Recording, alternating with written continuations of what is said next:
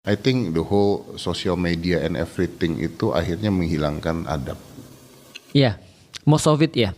Menurut gua positifnya ada, terus tapi akhirnya semua itu tuh menghilangkan karena akhirnya kita tuh cuma ngejar dopamin, terus kita ngelihat hal-hal yang bukan. Gua punya quotes menarik, gini, kalau mau bahagia tuh gampang.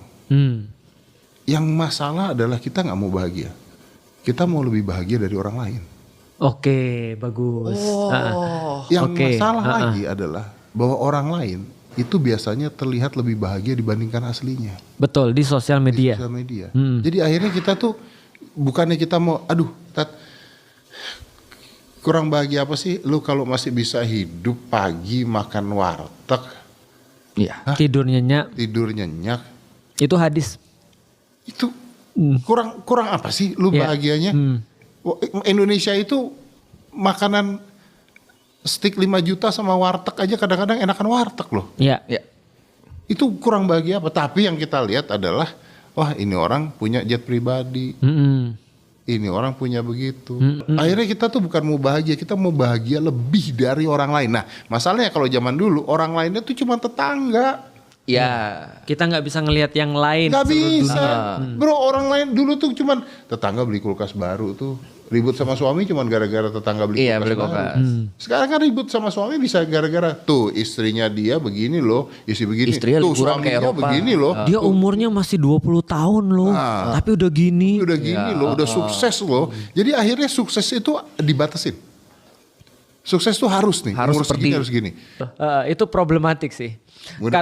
Karena TikTok ataupun sosial media membuat dunia itu jadi comparison. Betul. Sedangkan katanya membanding-bandingkan adalah pembunuh kebahagiaan. Sekarang banding-bandingnya bukan cuma tetangga. Padahal kalau tetangga mungkin kalau dia beli mobil baru, benar dia beli mobil baru.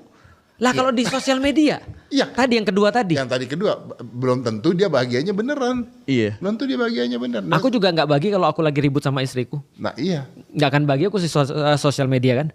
Terus lu naruh gitu ribut sama bini lu. Nggak mungkin. Nggak mungkin. Aku kan? cuma naruh sesuatu yang baik kan. Iya. Jadi orang taunya hidupnya Ustadz Felix selalu baik-baik aja. Pasti ya orang kan cenderung nunjukin yang oke-oke ke orang lain. Nah orang lain ngelihat, ih dia oke nih berarti oke harus gini, bahagia harus kayak gini. Dan ada penyewan-penyewan untuk flexing. Itu Ya iyalah, pacar aja sewa. pacarnya sekarang Harus bisa sewa pacar cakep, pacar bisa sewa. Zaman dulu kan Iya. LC ya. Benar. Sekarang pacar Bisa sewa. Bisa sewa loh pacar. Jet pribadi tinggal foto. Tinggal foto. Bisa. Udah, jadi akhirnya kita nggak pernah akan bahagia hidup dalam kebahagiaan orang lain yang palsu semua.